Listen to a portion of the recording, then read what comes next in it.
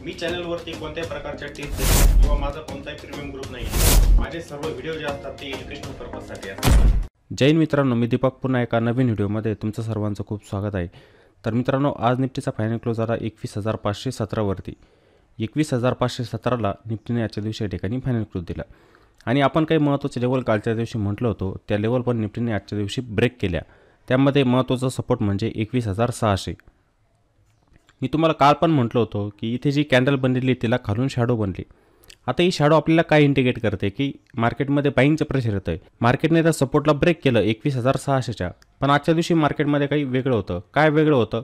ही जी shadow बनलेली होती कॅन्डलला इथे कालच्या कॅन्डलला, तर त्या शॅडोला पण कव्हर केलेलं आहे एका बेरिश कॅन्डलने। एक मोठी बेरिश कॅन्डल या ठिकाणी तयार झाली, त्या शॅडोला पण कव्हर केलेलं आहे। तरी मार्केटमध्ये कशाचं साईन? सेलिंग, की मार्केटमध्ये आता सेलिंग वाढू शकते। ठीक आहे, हे आपल्यासाठी काय निगेटिव्ह साईन। आपण काय म्हटलं होतं की जर मार्केट 21,600च्या खाली क्लोज देत असेल तर ते आपल्यासाठी निगेटिव्ह असू शकतं। हा जो क्लोज आला 21,600च्या खाली, हे आपल्यासाठी काय निगेटिव्ह साईन।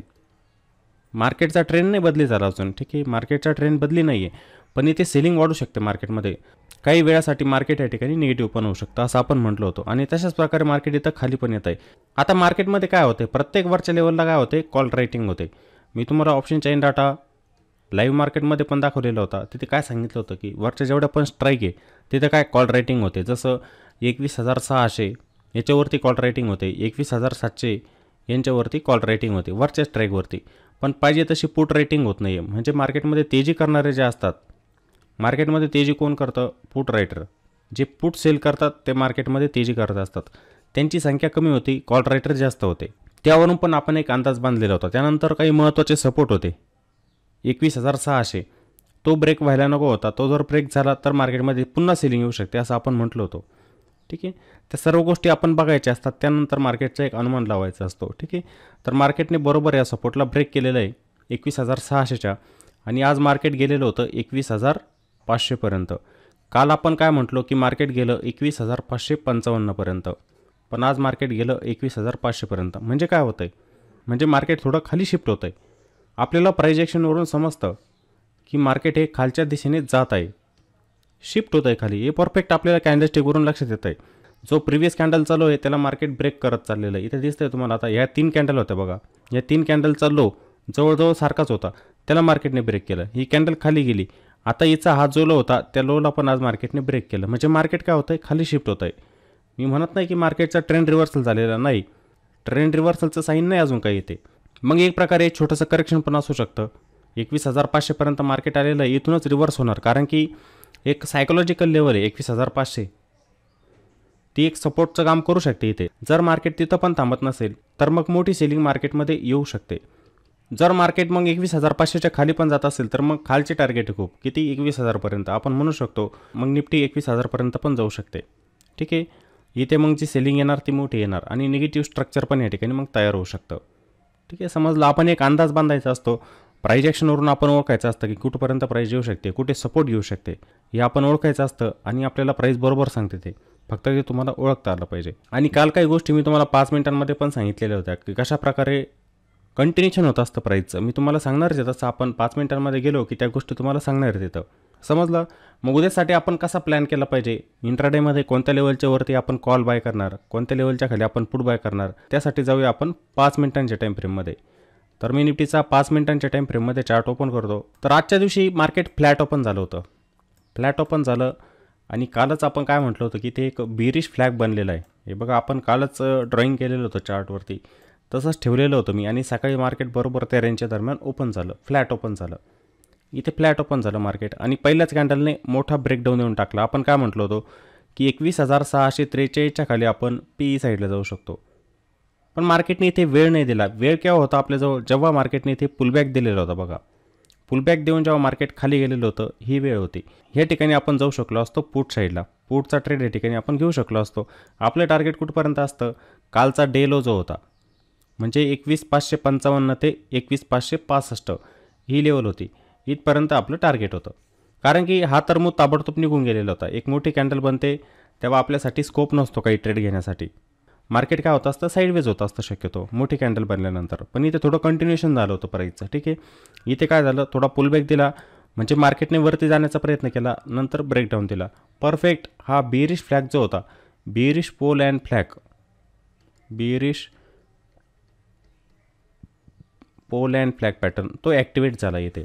हा पॅटर्न इथे ॲक्टिवेट झालेला होता. कालच्या दिवशी पण मी तुम्हाला बेरिश पोल अँड फ्लॅगबद्दल एक्सप्लेन केलेलं होतं की कशाप्रकारे याचं फॉर्मेशन होत असतं. प्राईस कंटिन्युअसली खाली आली, इथून रिकवर होण्याचा प्रयत्न करत असते प्राईस. ठीक आहे, असं नाही की हा चॅनल बनतच जातोय वरती आणि तुम्ही याला बेरिश फ्लॅग म्हणणार नाही. हे परफेक्ट फॉर्मेशन होतं. इथपर्यंत प्राईस आली, हे परफेक्ट फॉर्मेशन होतं. आपण म्हटलं होतं ह्या लेवलच्या वरती जाणार आपण कॉल साईडला, म्हणजे काय होईल, प्राईसचं कंटिन्युएशन होईल. पण इथे ब्रेकडाऊन जर देत असेल तर मग आपण प्लॅन केला पाहिजे पुट साईडचा.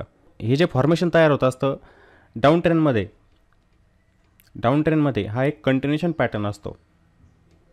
हा एक असतो कंटिन्युएशन पॅटर्न की प्राईस पुन्हा डाऊन ट्रेंडमध्ये जाऊ शकते, असं इंडिकेशन आपल्याला पॅटर्न देत असतो. बरोबर, तो ॲक्टिवेट पण झाला. ठीक आहे, प्राईस खाली पण गेली, त्यानंतर साईडवेज झाली. हे दिसतंय तुम्हाला, हा सिनारिओ बघा इथे क्लिअर कट तुम्हाला सपोर्ट रेजिस्टन्स कसे काम करतात लक्षात येईल तुम्हाला. बरोबर, आपण जो रेजिस्टन्स ड्रॉ केलेला होता पहिलेच, प्राईस तिथेच हिट करायची बघा. इथे खाली आली कंटिन्युअसली, शार्प फॉल, म्हणजे हा जो मोमेंटम होता मार्केटमध्ये हा एक मोमेंटम होता. त्यानंतर जर बघितलं मार्केट साईडवेज होतं, स्पाईक आलेले होते मार्केटमध्ये, समजलं इथे स्पाईक आलेले होते. नंतर इथे आल्यानंतर बघा मार्केटची ॲक्टिव्हिटी, इथे आल्यानंतर मार्केट बरोबर इथे रेजिस्टन्स घ्यायचं बघा, इथे रेजिस्टन्स घ्यायचं. मार्केट वरती जाण्याचा प्रयत्न तर करायचं पण इथे रेजिस्टन्स घ्यायचं प्रत्येक वेळेला. बघा तुम्ही त्या लेवलला पारच केलं नाही मार्केटने, 21,592ला मार्केटने पारच केलेलं नव्हतं. एक अचानक स्पाईक आला बघा मार्केटमध्ये, अचानक मोठा स्पाईक म्हणजे काय, खालच्या दिशेने डाऊन ट्रेंडमध्ये एक मोठा स्पाईक आलेला होता. आता इथे ट्रेड बनत नसतो. तुम्ही म्हणणार की मार्केट इथं तर खाली आलेलं होतं, 21,520पर्यंत इथे आलेलं होतं, पण ते एका कॅन्डलमध्ये वेळ देत नसतं मार्केट, तिथे ते अचानक येत असतात स्पाईक. जसं बघा मार्केट इथं एका रेंजमध्ये होतं, दिसतंय तुम्हाला, ही रेंज होती, हे एका रेंजमध्ये होतं. तुमचा कोणता ट्रेड बनणार तुम्हाला लक्षात पण येणार नाही, तेवढ्या वेळात तो स्पाईक निघून जात असतो, होऊ शकत नाही. ते अचानक स्पाईक येतात. मार्केट पुन्हा इथून रिकवर झालेलं होतं बघा, पुन्हा त्याच लेवलला गेलेलं होतं, नाही केलं पार केलंच नाही त्याला. पुन्हा इथे खाली आलं, पुन्हा ही लेवल रेजिस्टन्स बनली, पुन्हा मार्केट खाली आलं. इथे एक सडन फॉल आलं बघा, ही 3 वाजताची कॅन्डल होती, मोठी बनली आणि अचानक मार्केट खाली आलं. तर ते डायरेक्ट कुठपर्यंत आलं, 21,500पर्यंत. तुम्हाला आठवत असेल मी कालच्या दिवशी तुम्हाला काय म्हटलं होतं की जर याचं कंटिन्युएशन झालं फ्लॅग पॅटर्नचं तर आपल्याला टार्गेट जे मिळू शकतात 21,592, 21,565 आणि 21,500. 21,500 मग मार्केटसाठी काय स्ट्रॉंग सपोर्टचं काम करू शकते. ठीक आहे, जर तुम्ही कंटिन्युअसली माझे ॲनालिसिसचे व्हिडिओ बघत असाल तर मी ह्या गोष्टी तुम्हाला एक्सप्लेन करत असतो की कुठपर्यंत मार्केट जाऊ शकतं, कोणता मार्केटसाठी सपोर्ट असू शकतो.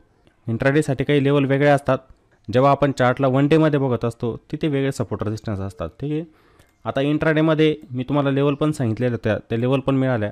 मार्केट या झोनमध्ये बघा एक साईडवेज झालेलं दिसलं आपल्याला. ठीक आहे, साईडवेज, हा सिनारिओ साईडवेज आहे, हे ट्रेंडिंग मार्केट नाही. मार्केट जरी खाली होतं, हे स्पाईक देऊन आलं खाली, ट्रेंडिंग मार्केट नव्हतं, साईडवेज होतं मार्केट. आता तुम्हाला जो मोमेंटम कॅच करायचा होता पुट साईडला तो इथे करू शकले असते तुम्ही इथे. म्हणजे मार्केट जेव्हा 15, 20, 25 मिनिटे वेळ घालवत असतं, तुम्हाला एक डायरेक्शन लक्ष, त्या ठिकाणी तुम्ही ट्रेड घेऊ शकतात.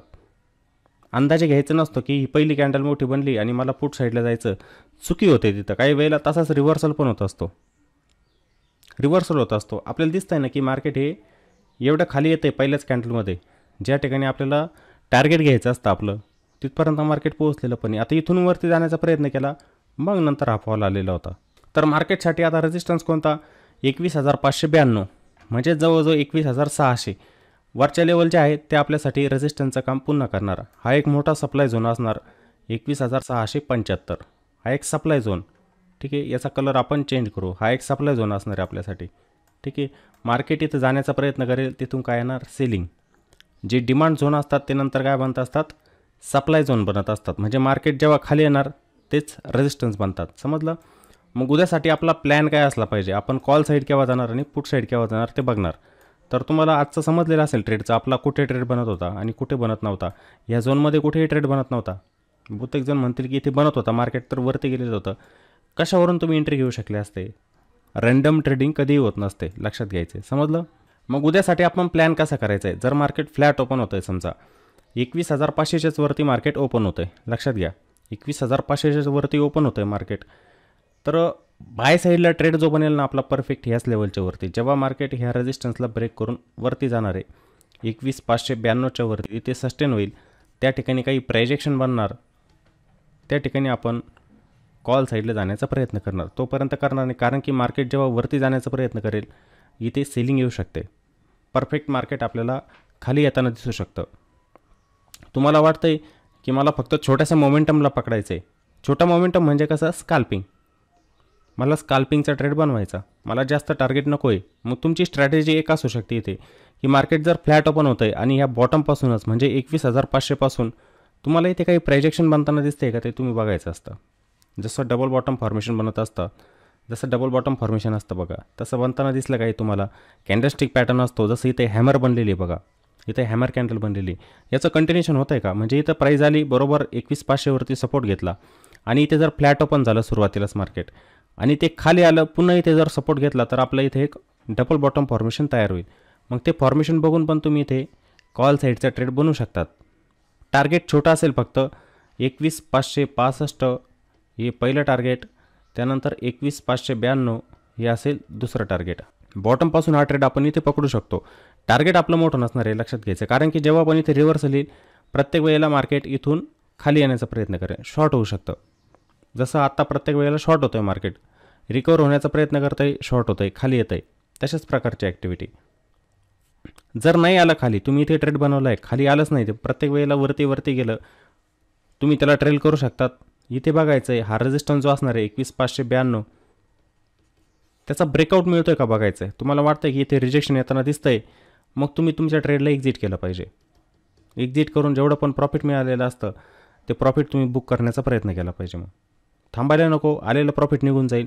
जर मार्केटमध्ये पुन्हा अशी सेलिंग आली, अशा मोठमोठ्या कॅन्डल जर बनत गेल्या, तर तुमचं आलेलं प्रॉफिट पण जाऊ शकतं. समजलं? ताबडतोब बाहेर पडायचं, कारण की उद्या पण आहे विकली एक्सपायरी, निफ्टीची विकली एक्सपायरी उद्या असणार निफ्टीची विकली एक्सपायरी. तुम्ही जर थांबत बसले तर तुमचं आलेलं प्रॉफिट पण जाऊ शकतं. मोमेंटम फास्ट असेल तर प्रॉफिट पण जास्त मिळत असते. हे फ्लॅटमध्ये झालं. फ्लॅटमध्ये तुम्ही असं पण प्लॅन करू शकतात, पण मोमेंटम पाहिजे. असं नाही की मार्केट एकदम स्लोली वरती जात आहे, तर उद्या काय होतील? प्रीमियम डिके व्हायला सुरुवात होईल.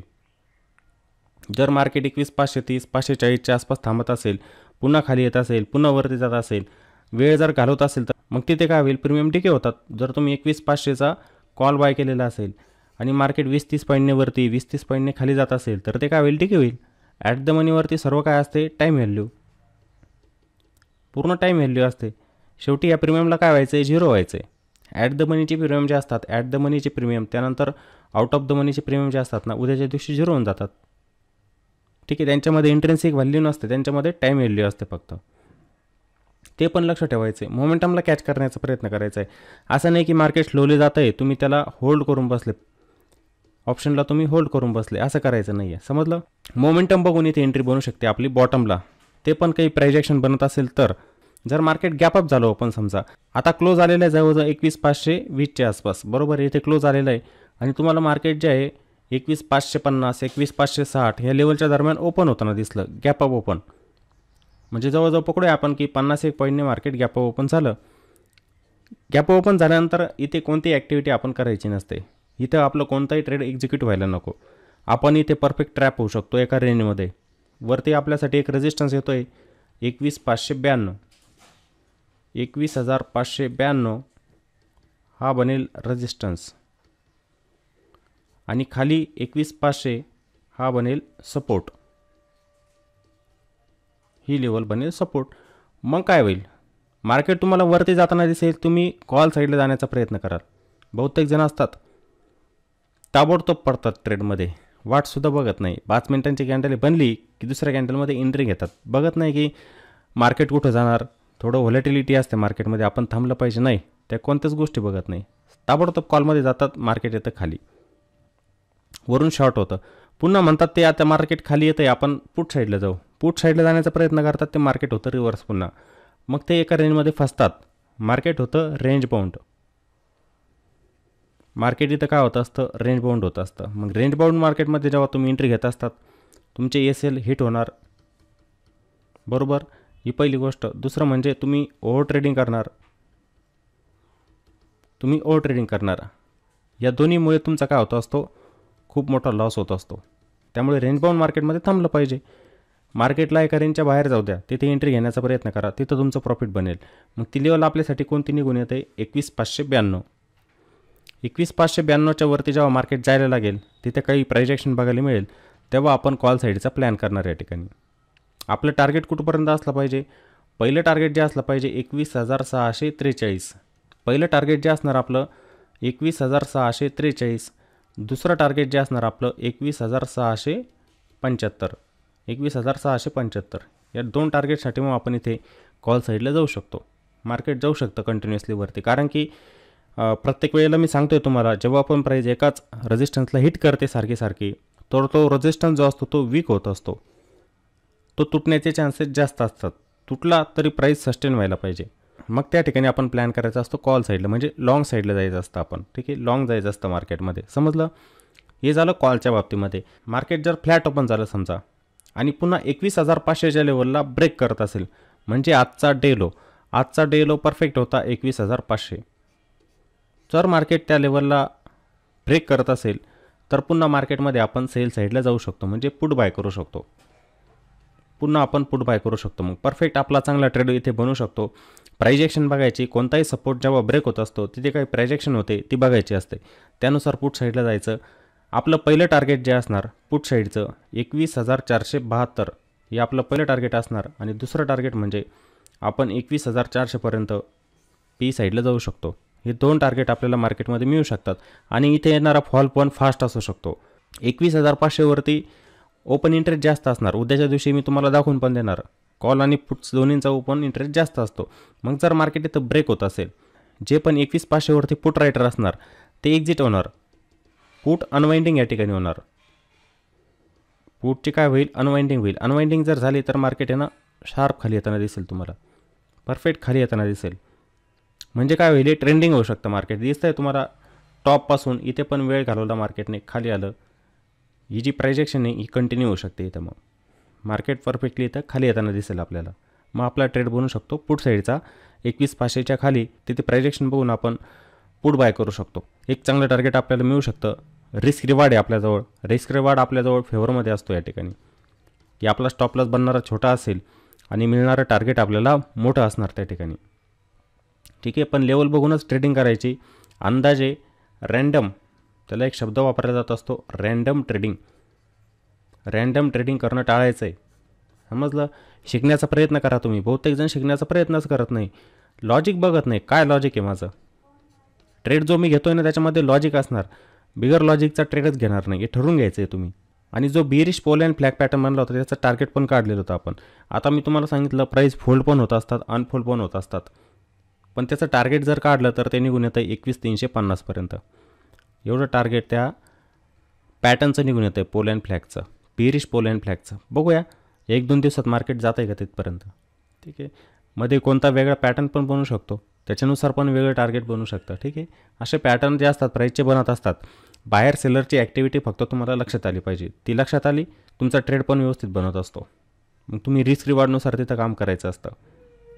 ठीक आहे, मार्केटमध्ये थोडी सेलिंग येताना दिसते आपल्याला, आणि आली पण पाहिजे. मार्केटमध्ये करेक्शन आलं पाहिजे, आलं तरच आपल्यासाठी संधी असतात, इन्व्हेस्टमेंटच्या संधी असतात. ठीक आहे, डीपमध्ये तुम्ही बाय करू शकतात. चांगल्या कंपन्यांचे स्टॉक डीपमध्ये बाय करू शकतात. ETF असतात त्यांना डीपमध्ये बाय करू शकतात तुम्ही, समजलं. आणि जेव्हा पण ट्रेड घ्यायचा स्टॉपलॉसचा वापर करायचाच, हे प्रत्येक वेळेला सांगतो मी. मनात स्टॉपलॉस पकडायचाच नसतो. तुमचा एक स्टॉपलॉसचा पॉईंट असतो, तो बघायचा, त्यानुसार स्टॉपलॉस लावायचा. तुम्हाला स्टॉपलॉसचा पॉईंट काही सापडत नसेल, मग तुम्ही त्या ट्रेडमध्ये किती रिस्क घेऊ शकता ते तुम्ही बघायचं असतं. त्यानुसार पण तुम्ही स्टॉपलॉस लावू शकतात, पण स्टॉपलॉस लावायचाच. मार्केट सुप्रीम आहे, त्याला चॅलेंज करू नका. बहुतेक जण काय म्हणतात, नाही खालीच येणार मार्केट. काही जण म्हणतात नाही वरतीच जाणार मार्केट. त्याला चॅलेंज करू नका. मार्केटमध्ये व्हायला काही पण होऊ शकतं. आपण म्हणतोय मार्केट निगेटिव्ह होतं आहे, एकाच दिवसामध्ये ते 400 पॉईंटच्या रॅली देत असतं. हे खाली येणारं मार्केट वरती जातं, किंवा वरती जाणारं मार्केट आहे ते 400-500 पॉईंटने खाली पण येत असतं. काही होऊ शकतं मार्केटमध्ये. मग त्यासाठी आपण रिस्क किती घेणार त्या ट्रेडमध्ये ते ठरवून घ्यायचं आणि स्टॉपलॉस लावून द्यायचा, समजलं. तर निफ्टीमध्ये तुम्हाला महत्त्वाचे लेवल समजलेले असतील, कोणत्या लेवलला आपण बाय केलं पाहिजे, कोणत्या लेवलला आपण सेल केलं पाहिजे. आणि मित्रांनो, जर व्हिडिओ आवडत असेल तर व्हिडिओला लाईक करत चला, व्हिडिओला कॉमेंट पण करायचं आहे. एक क्रिएटर जो असतो ना, त्याच्यासाठी लाईक आणि कॉमेंट खूप महत्त्वाचं असतं. ठीक आहे, तुम्ही जर कॉमेंट केलं तर मला पण आनंद वाटतो की चला माझा व्हिडिओ कोणाला तरी आवडलेला आहे. ठीक आहे, त्यामुळे कॉमेंट पण करत चला आणि व्हिडिओला जास्तीत जास्त शेअर पण करत चला, जेणेकरून आपले मराठी बांधवे त्यांचा पण चांगला अभ्यास या व्हिडिओच्या माध्यमातून होऊ शकतं. Supply zone, demand zone, trend कसा ओळखायचा असतो या गोष्टी पण त्यांना समजेल. त्यामुळे व्हिडिओला पण जास्तीत जास्त शेअर करायचं आहे. चला तर मग पुन्हा भेटू एका नवीन व्हिडिओमध्ये. जय हिंद.